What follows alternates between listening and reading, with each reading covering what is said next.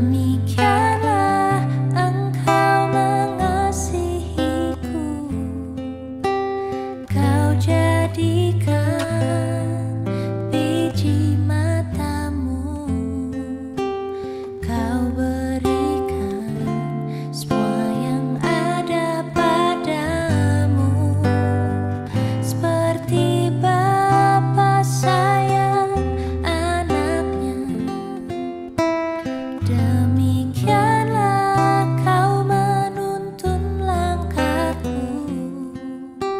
hari depan indah Kau beri, rancanganmu yang terbaik bagiku.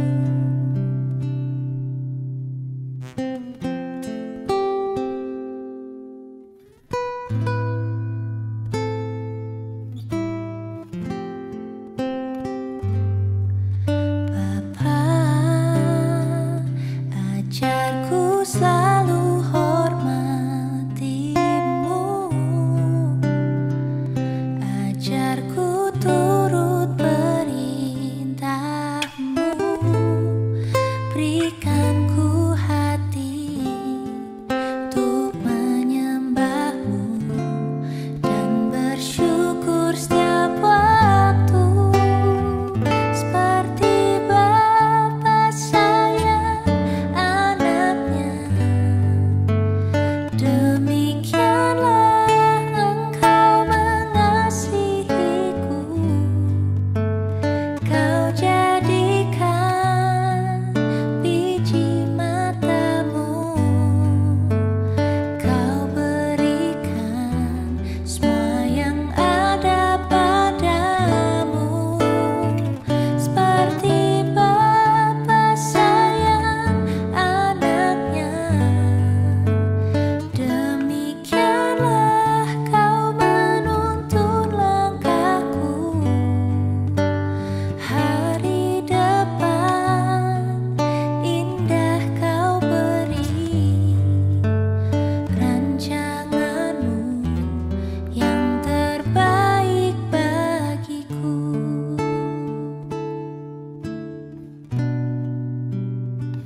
Seperti Bapa sayang anaknya, demikianlah Kau menuntun langkahku, hari depan indah Kau beri, rancanganmu yang terbaik bagiku. Hari depan indah Kau beri, rancanganmu yang terbaik bagiku.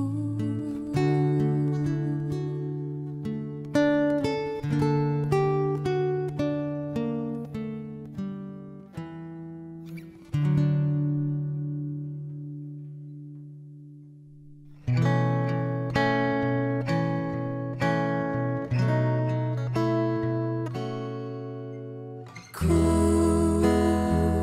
mau seperti-Mu, Yesus, disempurnakan selalu dalam setiap jalanku, memuliakan nama-Mu.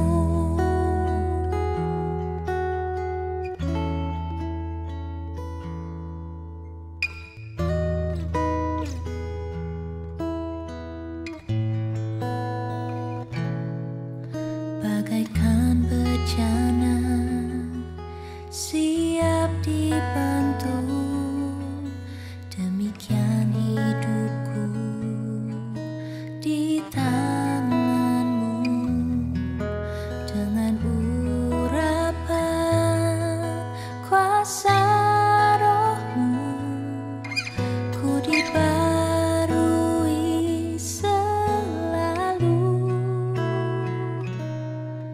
Jadikan ku Allah dalam rumah-Mu. Inilah hidupku di tangan-Mu. Bentuklah seturun kehendak-Mu. Pakailah sesuai rencana-Mu.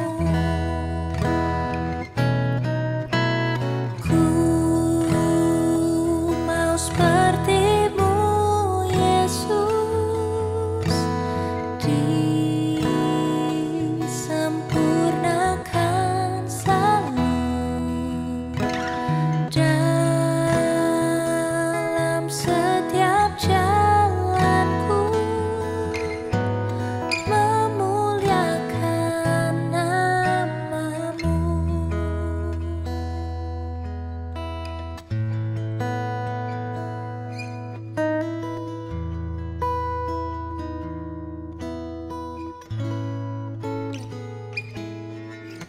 Bagaikan bejana siap dibentuk, demikian hidupku di tangan-Mu. Dengan urapan kuasa Roh-Mu, ku dibarui selalu. Jadikan ku alat dalam rumah-Mu. Inilah hidupku di tangan-Mu. Bentuklah seturun kehendak-Mu. Pakailah sesuai rencana-Mu. Ku mau seperti-Mu, Yesus, disempurnakan selalu dalam setiap jalanku, memuliakan nama-Mu. Ku mau seperti-Mu, Yesus, disempurnakan selalu dalam setiap jalanku, memuliakan nama-Mu.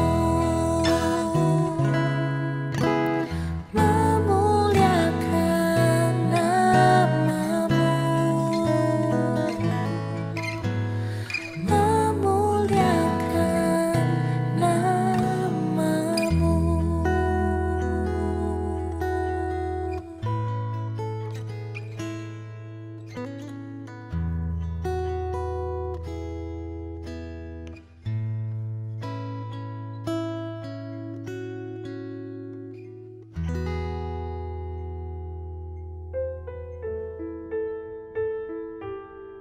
Shalom jemaat yang dikasihi Tuhan, selamat hari Minggu. Sebelum memulai ibadah minggu ini, mohon perhatian untuk warta lisan sebagai berikut. Komisi Binjar GKI Emmaus akan mengadakan SPKE, Seminar Pembinaan Kristen Emmaus, pada hari Senin 7 September pukul 7 malam dengan tema Spiritualitas Digital. Akan dibawakan oleh Profesor Joas Adi Prasetya. Jemaat dapat mengikutinya melalui YouTube channel GKI Emmaus Surabaya. Berita duka. Telah berpulang ke rumah Bapa di sorga, Penatua Edianto Gunawan di usianya yang ke-56 tahun, pada Kamis 3 September 2020. Jenazah telah dikremasi pada hari Jumat 4 September 2020 di Keputih, Surabaya. Majelis Jemaat dan Jemaat GKI Emmaus menyampaikan turut berduka cita yang mendalam kepada keluarga yang ditinggalkan. Kiranya kekuatan, penghiburan, dan penyertaan Tuhan Yesus Kristus menyertai seluruh keluarga melewati masa-masa sulit ini. Sekian Warta Lisan minggu ini. Selamat beribadah, Tuhan Yesus memberkati.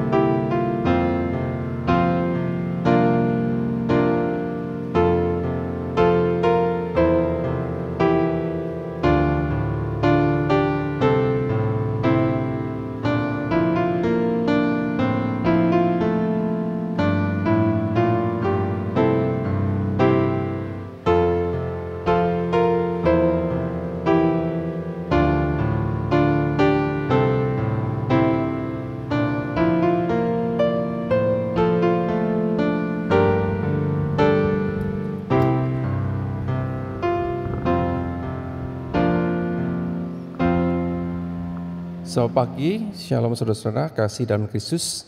Kita akan mengawali kebaktian ini dengan bangkit berdiri. Kita akan menyanyikan lagu Agunglah Kasih Allahku.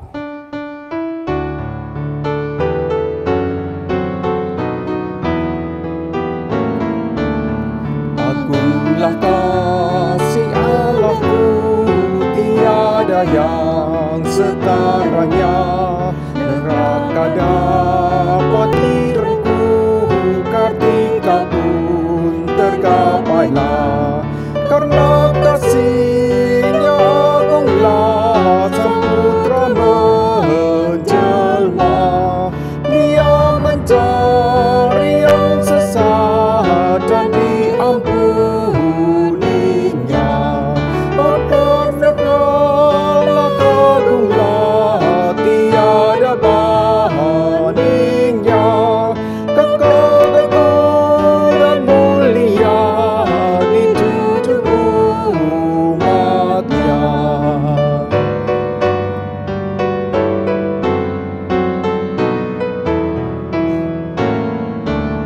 Apabila zaman berhenti dan tahta dunia pun lebur, meskipun orang yang kecil telah menjauh dan terkebur, namun kasih-Nya tetaplah teguh dan mulia.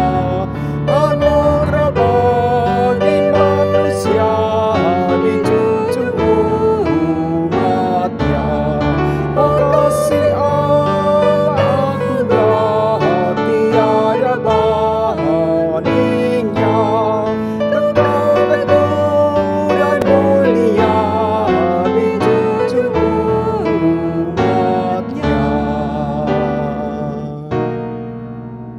Jemaat yang dikasihi oleh Tuhan Yesus Kristus, kita bersama mendasarkan ibadah saat ini dalam pengakuan iman bahwa sumber segala pertolongan kita adalah di dalam nama Tuhan yang menjadikan langit dan bumi.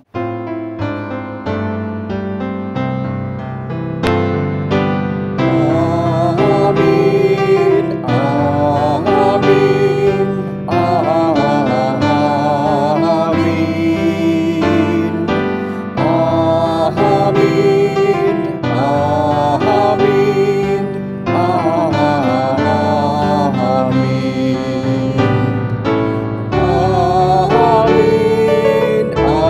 amin,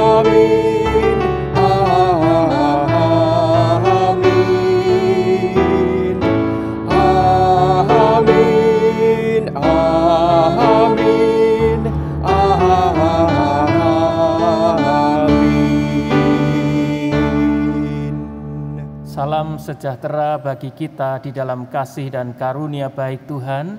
Tuhan menyertai kita. Saudara-saudara disilahkan duduk kembali.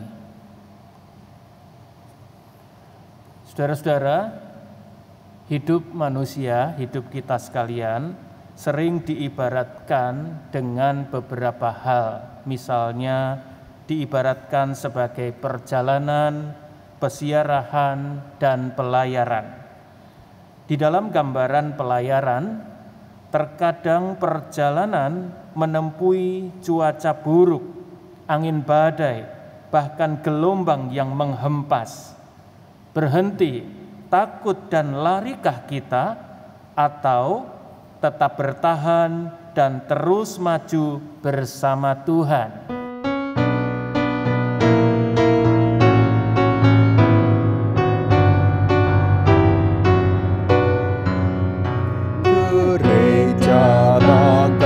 Bahtera suka berhenti, tak menempuh samudera, tak ingin bercerai, dan hanyalah sajayanya selalu dikenang, tak ingat akan dunia yang hampir tenggelam, gereja yang tak bertekun di dalam tugasnya, tentunya oleh Tuhan pun tak diberi berkah.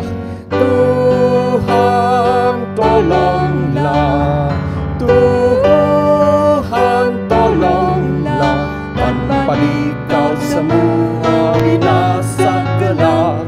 Ya Tuhan tolonglah.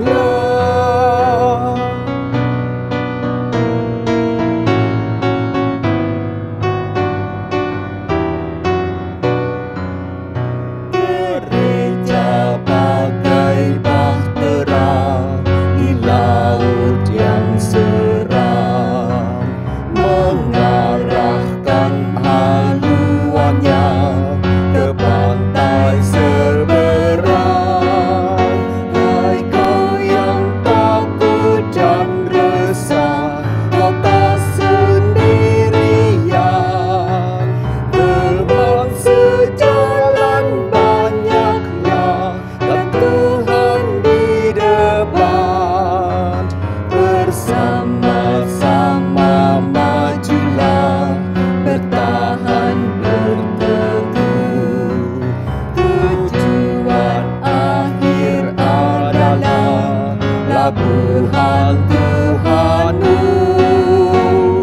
Tuhan tolonglah, Tuhan tolonglah, tanpa Dikau semua binasa kelak. Ya Tuhan tolonglah. Saudara-saudara, marilah bersama-sama kita berdoa. Tuhan Yesus, kami datang saat ini menghantar diri kami. Kami menyadari jikalau kehidupan kami ini diibaratkan dengan perjalanan sebuah pelayaran, di mana terkadang dalam perjalanan itu kami menemui cuaca buruk, angin badai, bahkan gelombang yang menghempas. Tuhan, kami acap kali kehilangan keteguhan diri selaku umat-Mu. Terkadang kami melarikan diri dari kehidupan dan apa yang harus kami hadapi, kami jalani. Kami berhenti, kami dilanda ketakutan dan kecemasan, dan melarikan diri dari apa yang Tuhan kehendaki untuk kami kerjakan. Kami kehilangan kesetiaan, kami tak dapat bertahan, bahkan tak jarang kami merasa bahwa hidup kami ini sia-sia bahwa apa yang kami jalani ini tak akan menghasilkan apapun. Ampunilah bila mana dalam semua itu kami didapati Tuhan sebagai umat yang berdosa. Kami gagal untuk tetap berpegang teguh pada Tuhan yang sanggup terus menemani kami dan menolong kami di dalam kehidupan ini. Bila mana Tuhan menjumpai kami dalam keberdosaan kami, dalam ketidaksetiaan kami di tengah hempasan gelombang kehidupan, Tuhan tolonglah kami, ampunilah kami ya Juru Selamat. Di dalam nama Tuhan Yesus Kristus kami berdoa. Amin.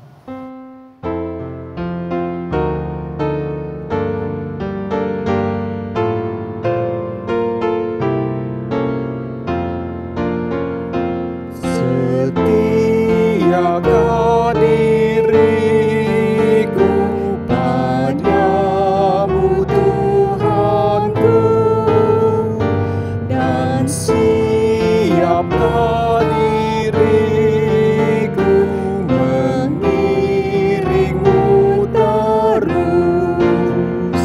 Ku harus mengaku tidak tekun, semangat pun rentang, dan jiwaku yang rapuh membuahku berjalan.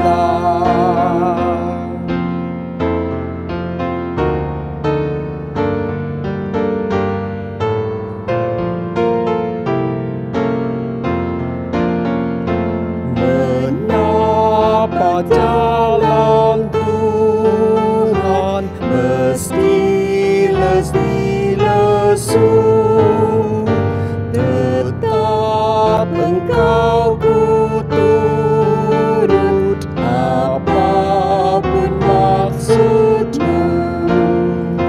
Engkaulah jalanku, kebenaranku, Kaulah hidupku. Jadikanlah hamba-Mu berguna di ladang-Mu. Marilah saudara-saudara, dengan berdiri kita bersama-sama menyambut anugerah Tuhan. Kita yang rapuh dan acap kali tak tekun mengiring Tuhan di tengah hempasan gelombang kehidupan.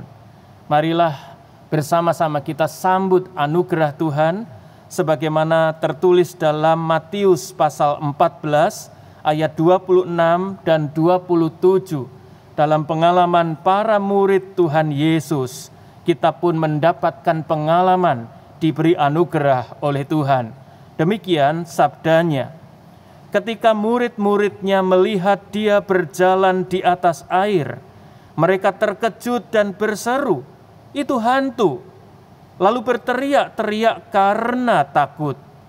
Tetapi segera Yesus berkata kepada mereka, "Tenanglah, aku ini, jangan takut." Demikianlah berita anugerah dari Tuhan bagi kita.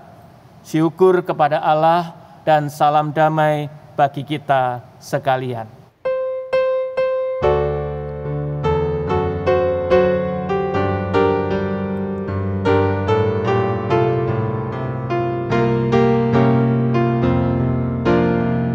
Tenang dan sabarlah wahai jiwaku, tahan derita, jangan mengeluh. Serahkanlah dalam Tuhanmu segala duka yang menimpamu. Allah setia, takkan kecewakan yang di naungannya ingin berteduh.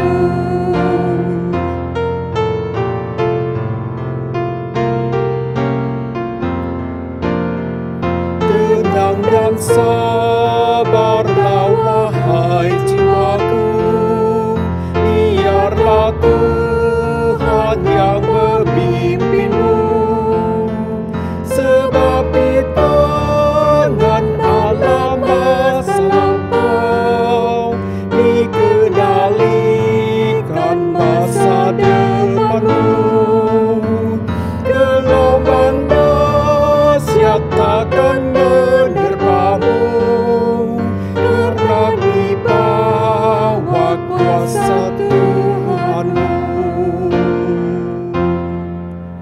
Saudara-saudara disilahkan duduk kembali. Mari bersama-sama sekarang kita mempersiapkan diri untuk menerima firman Tuhan. Marilah kita bersama berdoa. Tuhan Yesus, terima kasih dalam apapun juga yang kami alami di tengah kehidupan ini. Bahkan di tengah hempasan gelombang, Engkau setia untuk hadir dan menyapa kami semua, memberi kepada kami ketenangan. Tenang karena kami bersamamu. Sungguh kami merindukan saat Engkau hadir dalam wujud firman Tuhan yang terberitakan. Kami pun mendapati ketenangan sebab kami boleh bersama dengan Tuhan. Roh Kudus biarlah menaungi kami, sehingga kami bersama-sama mendapatkan kuasa pertolongan Roh Kudus dalam kami bersama menerima firman Tuhan. Mari bersabdalah, kami semua mendengarkannya. Di dalam nama Tuhan Yesus Kristus kami berdoa. Amin. Saudara-saudara, jemaat yang terkasih dalam Tuhan Yesus Kristus, hari ini kita akan membaca bersama-sama firman Tuhan dari kitab Yunus pasal 1 ayat 1 sampai dengan ayat 17. Salah satu kisah terpopuler dalam Perjanjian Lama, Yunus pasal 1 ayat 1 sampai dengan ayat yang ke-17. Demikian saudara-saudara firman Tuhan. Datanglah firman Tuhan kepada Yunus bin Amitai, demikian, bangunlah, pergilah ke Niniwe, kota yang besar itu, berserulah terhadap mereka, karena kejahatannya telah sampai kepadaku. Tetapi Yunus bersiap untuk melarikan diri ke Tarsis, jauh dari hadapan Tuhan. Ia pergi ke Yafo dan mendapat di sana sebuah kapal yang akan berangkat ke Tarsis. Ia membayar biaya perjalanannya, lalu naik kapal itu untuk berlayar bersama-sama dengan mereka ke Tarsis, jauh dari hadapan Tuhan. Tetapi Tuhan menurunkan angin ribut ke laut, lalu terjadilah badai besar, sehingga kapal itu hampir-hampir terpukul hancur. Awak kapal menjadi takut, masing-masing berteriak-teriak kepada Allahnya, dan mereka membuang ke dalam laut segala muatan kapal itu untuk meringankannya. Tetapi Yunus telah turun ke dalam ruang kapal yang paling bawah dan berbaring di situ, lalu tertidur dengan nyenyak. Datanglah nahkoda mendapatkannya sambil berkata, "Bagaimana mungkin engkau tidur begitu nyenyak? Bangunlah, berserulah kepada Allahmu. Barangkali Allah itu akan mengindahkan kita, sehingga kita tidak binasa." Lalu berkatalah mereka satu sama lain, "Marilah kita buang undi, supaya kita mengetahui karena siapa kita ditimpa oleh malapetaka ini." Mereka membuang undi, dan Yunuslah yang kena undi. Berkatalah mereka kepadanya, "Beritahukan kepada kami, karena siapa kita ditimpa oleh malapetaka ini? Apa pekerjaanmu dan dari mana engkau datang? Apa negerimu dan dari bangsa manakah engkau?" Sahutnya kepada mereka, "Aku seorang Ibrani.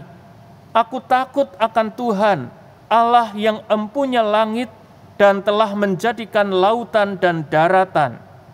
Orang-orang itu menjadi sangat takut, lalu berkata kepadanya, "Apa yang telah kau perbuat?" Sebab orang-orang itu mengetahui bahwa ia melarikan diri jauh dari hadapan Tuhan. Hal itu telah diberitahukannya kepada mereka.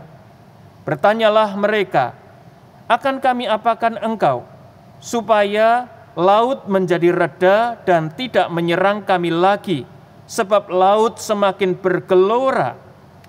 Sahutnya kepada mereka, Angkatlah aku, campakkanlah aku ke dalam laut, maka laut akan menjadi reda dan tidak menyerang kamu lagi. Sebab aku tahu bahwa karena akulah badai besar ini menyerang kamu. Lalu berdayunglah orang-orang itu dengan sekuat tenaga untuk membawa kapal itu kembali ke darat. Tetapi mereka tidak sanggup, sebab laut semakin bergelora menyerang mereka. Lalu berserulah mereka kepada Tuhan, katanya, "Ya Tuhan, janganlah kiranya Engkau biarkan kami binasa karena nyawa orang ini, dan janganlah Engkau tanggungkan kepada kami darah orang yang tidak bersalah, sebab Engkau, Tuhan, telah berbuat seperti yang Kau kehendaki." Kemudian mereka mengangkat Yunus, lalu mencampakkannya ke dalam laut, dan laut berhenti mengamuk. Orang-orang itu menjadi sangat takut kepada Tuhan, lalu mempersembahkan korban sembelihan bagi Tuhan, serta mengikrarkan nazar. Maka atas penentuan Tuhan, datanglah seekor ikan besar yang menelan Yunus, dan Yunus tinggal di dalam perut ikan itu 3 hari 3 malam lamanya. Saudara-saudara, demikianlah pembacaan Alkitab firman Tuhan. Berbahagialah kita semua yang mendengarkannya serta memeliharanya dalam kehidupan sehari-hari. Haleluya. Haleluya, haleluya, haleluya.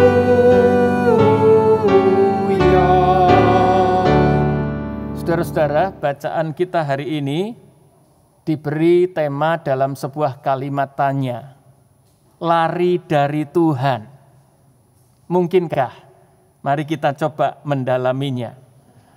Dalam ayat 1 sampai dengan ayat yang ke-17, ada 3 hal besar yang bisa kita lihat bersama-sama. Yang pertama, kota yang besar, ayat yang kedua. Kedua, badai besar, ayat yang keempat. Dan yang ketiga, seekor ikan besar, ayat yang ke-17. Kota besar, badai besar, ikan besar.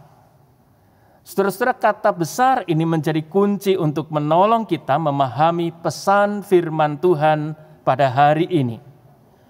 Perlu kita ketahui tentu bahwa perihal pengutusan Yunus sebenarnya bukanlah hal yang baru. Alkitab mencatat dalam 2 Raja-Raja pasal 14 ayat 25. Jauh sebelum peristiwa ini, Yunus sudah pernah menerima pengutusan untuk memberitakan firman Tuhan kepada bangsa Israel. Apa yang berbeda dalam pengutusannya kali ini?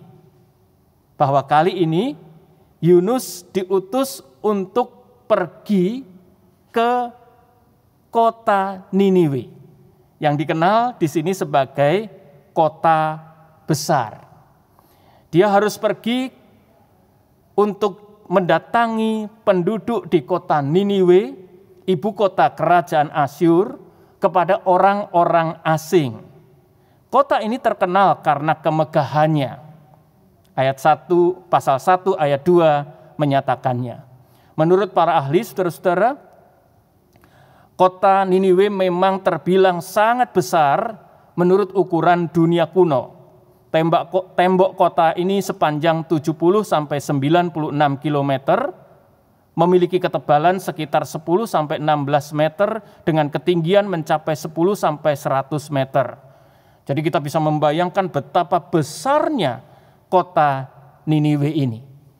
Nah, catatan kota besar ini juga menolong kita rupa-rupanya untuk melihat bahwa ukuran besarnya kota ini juga menunjuk pada ukuran besarnya dosa di kota Niniwe. Jadi jangan keliru, saya tidak mau mengatakan bahwa ada dosa besar, dosa kecil, tapi yang saya mau sampaikan kepada saudara-saudara adalah di kota besar Niniwe ini, dosa itu begitu luar biasa. Kalau saudara-saudara membaca dalam firman Tuhan tadi, maka di sana disampaikan kejahatannya, kata firman Tuhan, kejahatan kota Niniwe itu telah sampai kepadaku, kata Tuhan. Nah, gambaran ini mengingatkan kita pada dosa penduduk Sodom dan Gomora. Kalau kita membaca kitab Kejadian. Nah, berbagai catatan historis saudara-saudara memang menunjukkan kekejaman bangsa Asyur, Niniwe. Nahum pasal 3 ayat 3 dan 19 misalnya juga menggambarkan tentang betapa luar biasanya kekejaman yang dilakukan oleh bangsa Asyur. Singkat kata, mereka sangat-sangat sadis dalam melakukan berbagai macam kejahatan. Bahkan ada ahli yang mengatakan kekejaman Nazi, kekejaman Stalin yang begitu biadab itu terasa lebih manusiawi jika dibandingkan dengan kebejatan atau kejahatan bangsa Asyur. Nah, dari sini saya ingin mengajak kita memahami, Yunus itu diutus untuk pergi ke kota besar. Persoalannya bukan kota besarnya, tetapi persoalannya adalah di kota itu kejahatan mereka itu telah sampai kepada Tuhan. Sangat sadis, sangat jahat apa yang dilakukan di kota itu. Itu persoalannya. Nah, Yunus diutus pergi ke sana untuk menyampaikan firman Tuhan, untuk memberitahukan kepada mereka tentang berita supaya mereka itu bertobat kepada Tuhan.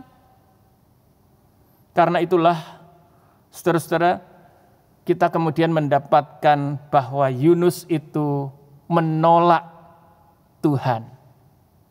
Ia nabi yang menolak Tuhan. Cuman bedanya, nah ini Yunus unik memang di antara para nabi.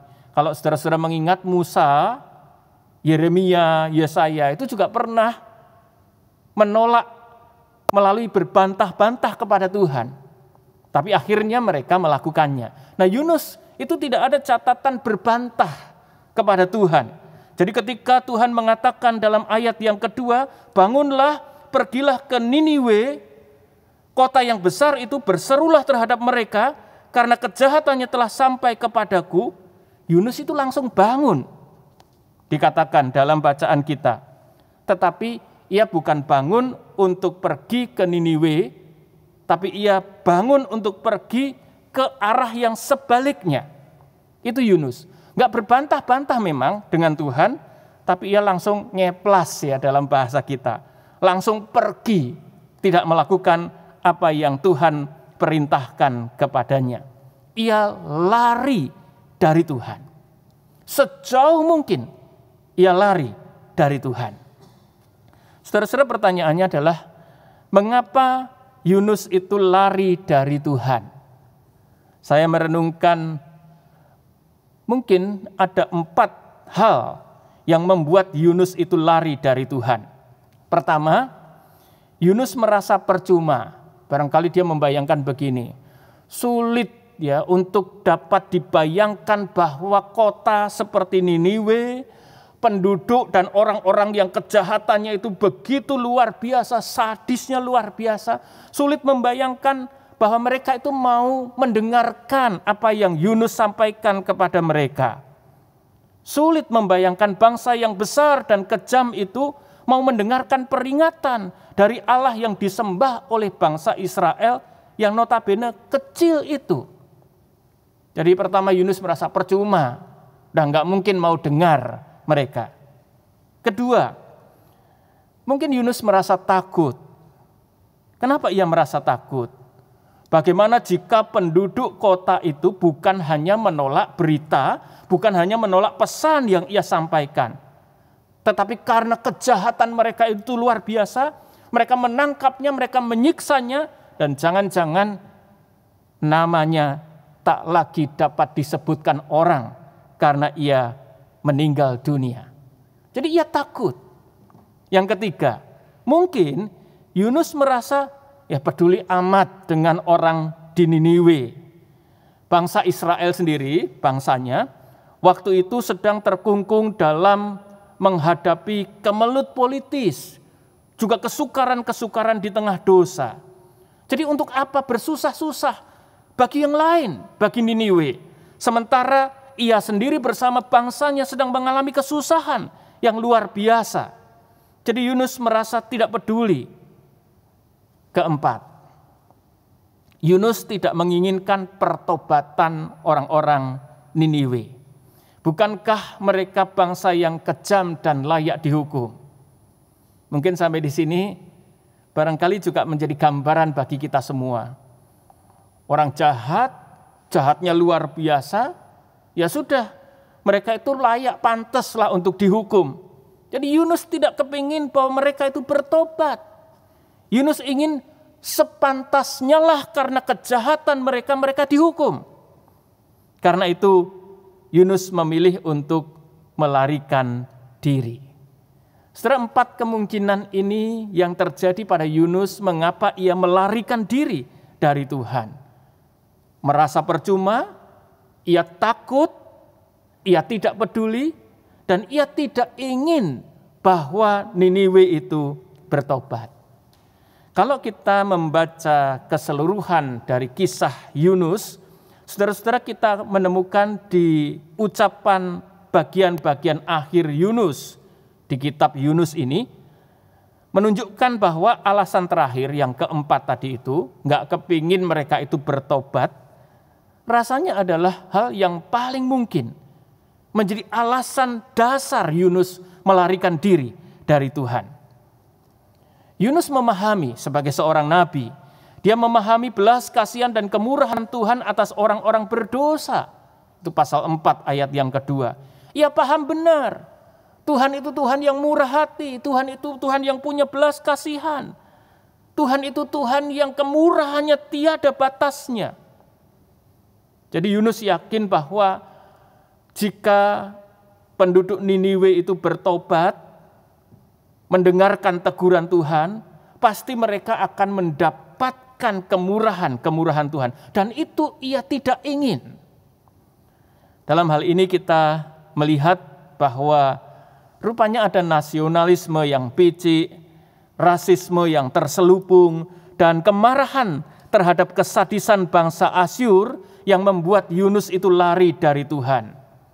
Dia memang dicatat Alkitab tetap bangun dan pergi. Namun sekali lagi ke arah sebaliknya, bukan berlayar ke arah timur ke Niniwe, tetapi ke arah barat sampai ke Tarsis. Dia lari sejauh mungkin dan rupanya Yunus menduga, kalau aku sudah lari sejauh mungkin, Tuhan gak akan repot-repot untuk mengejar aku lagi. Dia berpikir dengan berlari sejauh mungkin, Tuhan tidak akan lagi mengejarnya. Saudara, itu kota besar yang membuat Yunus melihat dosa yang begitu besar, lalu dia melarikan diri. Hal besar yang kedua, badai besar. Saudara-saudara, di dalam badai besar ini, kita melihat dugaan Yunus ketika dia melarikan diri sejauh mungkin, memang sepertinya sudah tidak lagi membuat Tuhan repot-repot. Ia menduga begitu. Dan sepertinya separuh ada benarnya. Tuhan memang dicatat tidak mengejar Yunus sampai ke Tarsis. Tapi itu bukan berarti Tuhan tidak mengejar Yunus. Sebab badai besar itu menghentikan Yunus sebelum ia sampai di Tarsis. Jadi Yunus menduga, kalau aku lari sejauh mungkin Tuhan gak akan mengejar aku sampai ke Tarsis. Benar memang, gak sampai ke Tarsis. Tapi Tuhan menghentikannya sebelum ia sampai di Tarsis. Badai besar menghentikan pelarian Yunus. Seruan nahkoda, bangunlah, kata nahkoda itu ketika Yunus tertidur pulas. Mengingatkan Yunus pada seruan Tuhan sebelumnya. Di situasi ini, Tuhan menyatakan kedaulatannya. Tak ada seorang pun yang dapat lari daripada Tuhan. Tuhan menunjukkan ketidakkonsistenan Yunus. Jadi badai besar itu sekaligus dipakai Tuhan untuk menunjukkan betapa Yunus tidak konsisten. Dia mengatakan sebagai seorang yang takut kepada Tuhan. Pasal 1 ayat yang ke-9, dia mengatakan aku adalah orang yang takut akan Tuhan. Tuhan pencipta langit, juga daratan dan lautan. Tetapi tindakannya dengan ia melarikan diri, sungguh tidak menunjukkan bahwa ia menghidupi pengakuan tersebut. Justru para awak kapal yang menunjukkan ketakutan yang tulus kepada Tuhan, sebagaimana dicatat dalam ayat pasal 1 ayat yang ke-10. Pengakuan Yunus tentang Tuhan sebagai Allah atas langit, laut, dan daratan bertabrakan dengan kebodohannya dalam meralihkan diri dari Tuhan. Pengakuan iman tidak sejalan dengan tindakan. Saudara-saudara, sampai di sini kita perlu untuk berefleksi dan terus-menerus melihat, memeriksa diri kita di dalam kehidupan ini.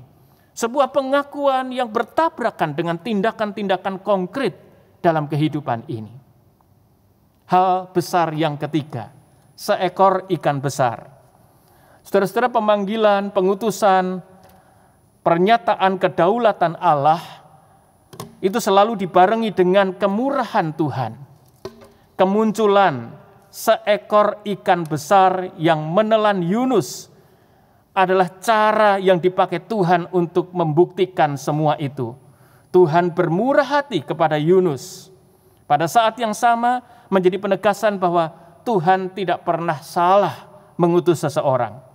Sebab itu, jika Tuhan sudah memanggil dan mengutus, baiklah kita tidak mengabaikannya dan melarikan diri. Saya jadi teringat apa yang dikatakan pemazmur dalam ketakjubannya kepada Tuhan, sebagaimana tertulis dalam Mazmur 139 ayat yang ke-7. Pemazmur berkata, "Kemana aku dapat pergi menjauhi roh-Mu? Kemana aku dapat lari dari hadapan-Mu?" Kata pemazmur. Saudara, siapa kita yang dapat lari dari Tuhan? Saya ingin mengatakan begini, saya ingat ketika Tuhan memberi karunia anak-anak, ya 2 orang anak, ya, ketika mereka masih kecil, ya, suka main umpet-umpetan. Lalu kadang kedua anak saya itu sembunyi. Ya. Lalu ketika saya datang, istri saya datang, lalu melihat suasana rumah kok rada sepi. Lalu kami bertanya, "Loh, di mana ya anak-anak ini ya?" Diem ya. Wah, nggak ada benar ini ya. Rupanya anak-anak ini pada menghilang kemana ini ya. Lalu saya panggil namanya. "Aditya, Valentio." Loh, kok nggak ada suaranya ya? "Aditya, Valentio." Lalu mereka berteriak, "Aku di sini," katanya gitu. Tapi nggak tahu kan. Padahal saudara-saudara, sedari awal kami datang ya kami tahu mereka itu ada di mana. Jadi sebuah gambaran saudara-saudara, bisakah kita melarikan diri dari Tuhan? Kalau orang tua dan anak saja bisa begitu, bisakah kita melarikan diri dari Tuhan? Jawabnya pasti tidak. Tapi fakta keseharian harus kita akui. Kita perlu juga memeriksa diri kita. 4 kemungkinan tadi adalah bagian yang perlu kita cermati dalam kehidupan sehari-hari. Jangan-jangan kalau kita menghadapi hempasan gelombang, lalu kita merasa percuma segala usaha kita, itu juga bisa membuat kita lari atau setidaknya jauh dari Tuhan. Kalau kita merasa bahwa apa yang kita lakukan adalah sesuatu yang membuat kita itu takut untuk melakukannya, jangan-jangan dalam ketakutan itu kita juga bisa melarikan diri dari Tuhan. Sama seperti para murid ketika merasakan angin, ketika merasakan gelombang, yang dilihat hantu, padahal yang datang adalah Tuhan. Ketakutan itu bisa membuat kita gagal untuk melihat Tuhan di dalam kehidupan ini. Atau kita merasa tidak peduli. Segala sesuatu yang dilakukan apakah akan menghasilkan sesuatu? Kayaknya kok nggak ada hasilnya. Lalu kita kehilangan kepedulian atasnya. Itu bisa menyebabkan kita lari dari Tuhan. Atau bahkan kemungkinan yang keempat yang terjadi atas Yunus ini. Tidak ingin yang lain itu bertobat, tidak ingin yang lain itu mendapatkan kebaikan Tuhan.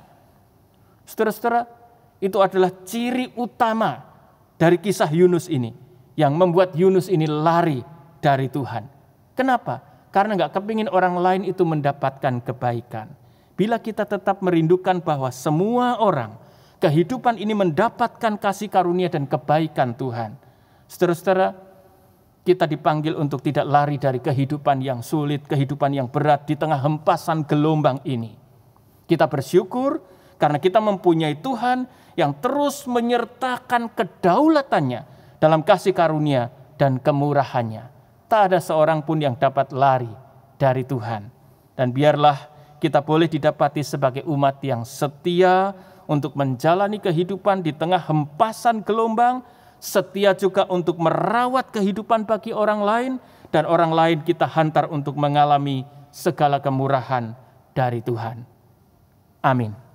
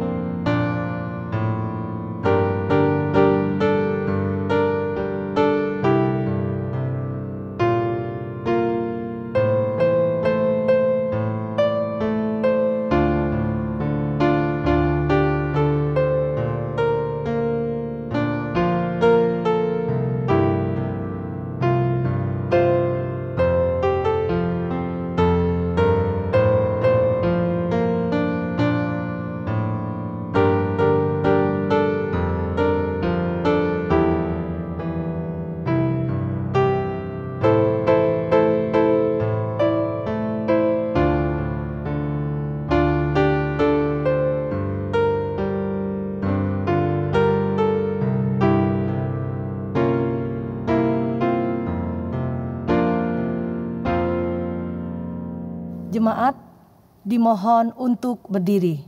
Marilah kita bersama dengan gereja dari segala abad dan tempat mengakui iman kita menurut pengakuan iman rasuli. Aku percaya kepada Allah, Bapa yang Maha Kuasa, Khalik langit dan bumi, dan kepada Yesus Kristus, Anaknya yang tunggal Tuhan kita, yang dikandung dari Roh Kudus, lahir dari anak darah Maria, yang menderita sengsara di bawah pemerintahan Pontius Pilatus, disalibkan, mati dan dikuburkan, turun ke dalam kerajaan maut. Pada hari yang ketiga, bangkit pula dari antara orang mati, naik ke surga, duduk di sebelah kanan Allah, Bapa yang Maha Kuasa, dan dari sana Ia akan datang untuk menghakimi orang yang hidup dan yang mati. Aku percaya kepada Roh Kudus, gereja yang kudus dan am, persekutuan orang kudus, pengampunan dosa, kebangkitan orang mati, dan hidup yang kekal. Amin. Dipersilakan duduk kembali. Saudara-saudara, marilah bersama-sama saat ini kita menaikkan doa syafaat. Mari kita berdoa. Tuhan Yesus, kami bersyukur boleh terhubung dalam ibadah pada hari ini. Bersyukur untuk firman Tuhan yang boleh Engkau wartakan bagi kami semua. Biarlah Roh Kudus menyempurnakannya. Terima kasih dalam ibadah di saat kami bersama-sama terhubung seorang dengan yang lain dan terhubung dengan Tuhan. Kami diberi kesempatan untuk mengingat dan mendoakan saudara-saudara kami. Tuhan, di antara kami, baik yang kami kenal karena berada dalam satu persekutuan GKI Emmaus, maupun saudara-saudara yang tidak kami kenal. Hari-hari ini, ada saudara-saudara yang sedang bergumul berkenaan dengan kehidupan rumah tangganya, berkenaan dengan pekerjaannya. berkenaan dengan studinya. Kami berdoa, kiranya Tuhan menolong saudara-saudara kami di tengah segala keberadaannya dan memberikan kekuatan kepada saudara-saudara kami untuk menghadapi, untuk menjalani setiap pergumulan dengan masalah masing-masing. Mari Tuhan, dampingilah agar semua saudara tidak lari dari kenyataan yang mesti dijalaninya dalam kehidupan ini. Kami percaya kasih karunia Tuhan menyertai saudara-saudara kami. Kami juga berdoa untuk saudara-saudara yang tengah bergumul berkenaan dengan pelayanan-pelayanannya di tengah situasi dan kondisi pergumulan kehidupan seseharinya. Kami memohon Tuhan juga menolong, menaungi setiap saudara kami di dalam pergumulannya dengan kasih setia dan rahmat. Kami berdoa untuk saudara-saudara kami yang bergumul oleh karena sakit penyakit. Kiranya Tuhan juga terus menjamah, menilik dan melawat setiap saudara di dalam kelemahan tubuhnya, dan tangan-Mu yang penuh kasih mendekap setiap saudara-saudara, sehingga mereka boleh terus mendapatkan kekuatan Tuhan di tengah kondisi kelemahan tubuhnya. Kami berdoa dan memohonkannya kepadamu ya Kristus. Kami juga mengingat untuk saudara-saudara yang tengah dalam suasana berduka. Kiranya Tuhan juga memberikan penghiburan, memberikan pengharapan. Sungguh ada di sekitar kami saudara-saudara yang membutuhkan penghiburan Tuhan, kekuatan Tuhan untuk dipulihkan dari masa dukanya. Kiranya kasih dan rahmat Tuhan menolong setiap saudara dan menguatkan setiap saudara untuk berpulih dari kehidupan dan dapat melalui rasa duka dalam kehidupannya. Kami berdoa Tuhan menolong mereka semua. Setiap saudara yang melayani Tuhan dalam berbagai pelayanan online yang berlangsung, kami juga berdoa Tuhan selaku jemaat-Mu, Tuhan tetap melindungi saudara-saudara kami yang melayani, yang mempersiapkan, melakukan berbagai macam hal, sehingga karya layanan secara online tetap dapat dinyatakan. Tuhan memberkati, memberikan kesehatan, perlindungan bagi semua saudara yang melayani Tuhan. Demikian juga anggota-anggota keluarganya. Kami bersama-sama berdoa, biarlah Tuhan merawat kehidupan kami semua selaku keluarga besar jemaat-Mu. Demikian juga Tuhan merawat kehidupan bersama kami di tengah segala situasi kekinian kami. Rawatlah kami Tuhan, jagailah kami untuk bersama-sama saling melindungi, saling memberi kebaikan, saling menghiburkan dan memberikan pengharapan, saling menyatakan segala cinta kasih dan berkat Tuhan. Kami mohon Tuhan menolong kami semua. Kami percayakan kehidupan kami hanya di dalam nama Tuhan Yesus Kristus Sang Juru Syafaat yang mengajar kami berdoa.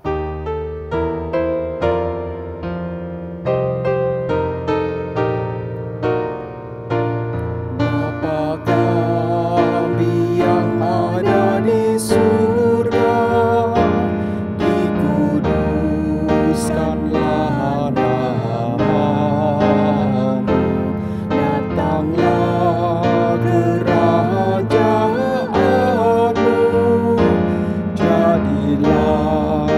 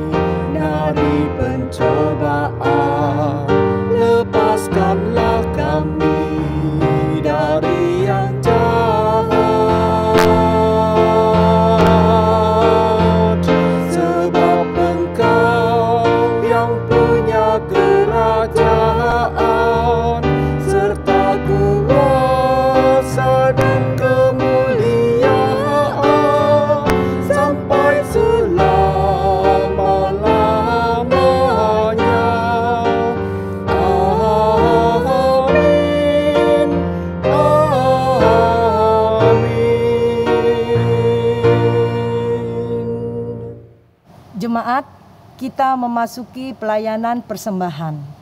Persembahan dapat dilakukan melalui rekening BCA dengan nomor 4722000017. Bila anggota jemaat tidak dapat melakukan transfer, maka persembahan dapat disimpan dan dipersembahkan langsung pada kebaktian di gereja ketika keadaan sudah pulih. Sementara bagi jemaat yang memberikan persembahan khusus, seperti perpuluhan, harap mencantumkan keterangan pada kolom berita perpuluhan.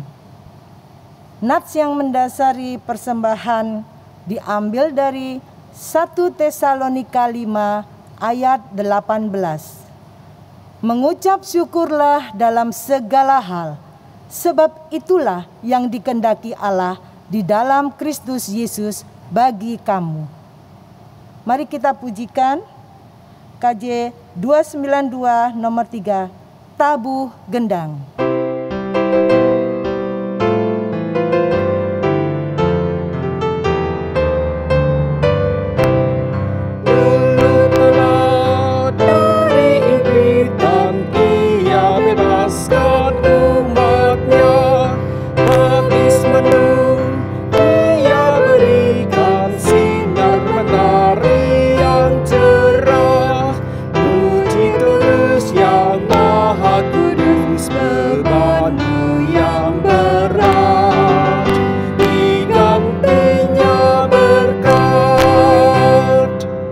Jemaat dimohon untuk berdiri.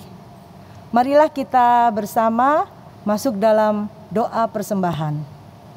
Bapa kami yang berada di dalam kerajaan surga, yang kami puji dan kami muliakan di dalam nama Tuhan Yesus Kristus. Engkau adalah Allah yang setia memelihara kehidupan kami hingga sampai saat ini. Tuhan, pada pagi hari ini kami mengucap syukur atas semua yang sudah Tuhan perbuat dalam kehidupan kami. Bahkan sampai saat ini Tuhan juga memperkenankan kami untuk memberikan sebagian berkat yang sudah kami terima. Semuanya itu berasal dari Engkau. Kiranya Tuhan, persembahan yang oleh jemaat-Mu terkumpul saat ini, semuanya itu untuk kami berikan persembahkan kepada Tuhan, pelayanan pekerjaan Tuhan di dunia ini. Kiranya Tuhan Yesus, Engkau mengkuduskan hati kami, Engkau mengkuduskan persembahan kami, sehingga persembahan kami ini boleh berkenan di hadapan-Mu. Kami juga berdoa bagi majelis, bagi pengurus komisi yang memakai persembahan ini. Kiranya Tuhan, Engkau berikan hikmat dan bijaksana di dalam mengelola persembahan ini. Biarlah persembahan ini boleh dipakai untuk kemuliaan nama Tuhan. Biarlah nama Tuhan Yesus saja yang dipermuliakan. Terima kasih Bapa di surga, kami bawa doa kami ini hanya di dalam nama Tuhan Yesus Kristus, Tuhan dan Juru Selamat kami. Amin.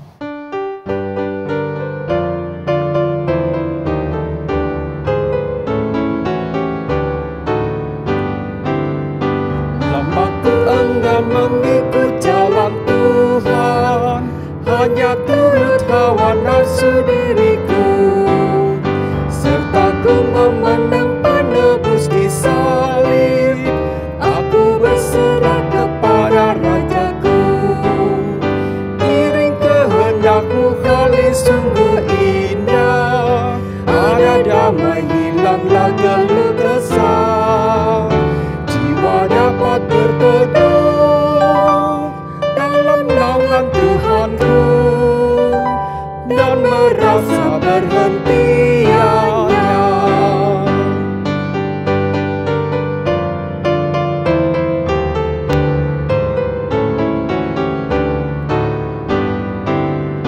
Setelah tubuhku dan jiwaku serahkan pada Tuhan dengan sungguh dan tetap, ku memiliki rasa damai dan teraman, meskipun di dalam jurang yang gelap.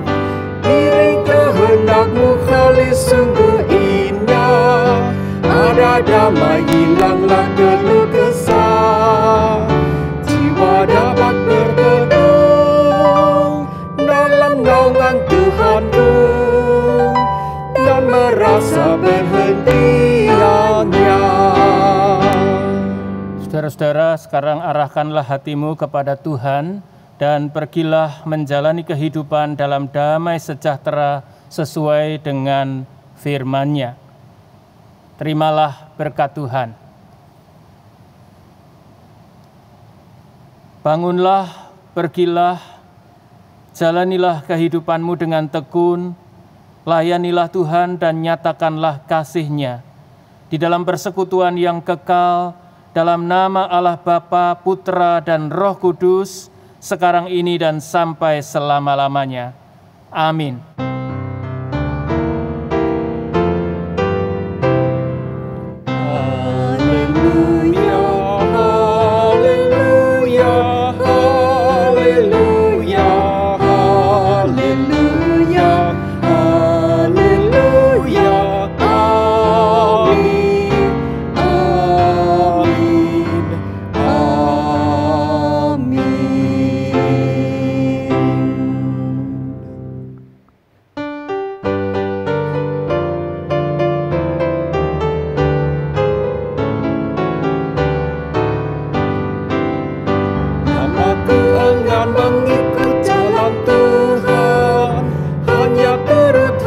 Nafsu diriku